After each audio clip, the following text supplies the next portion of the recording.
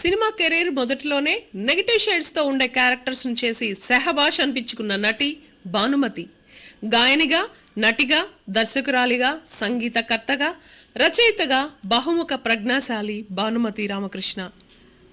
పాటల మీద మక్కువ ఎక్కువ అయినా నటన వైపు అడుగులు వేయాలన్న కాలం. ఊగిసలాడే మనసుతో నటించినప్పటికీ తన నటనతో ఓ కొత్త వరవడి సృష్టించిన మేటి నటి. ఆమె ఎంతటి ప్రజ్ఞాశాలి కాకపోతే భానుమతిని పెట్టి హీరోయిన్ ఓరియంటెడ్ సినిమాలు చేయడం, అవి సూపర్ హిట్ అవ్వడం. అందుకు ఉదాహరణ మల్లీశ్వరి సినిమా. భానుమతి గారిని చూస్తే ఎంతటి పెద్దవారైనా ఆమెకు ఎదురు చెప్పాలంటే కొంచెం ఆలోచించేవారంట.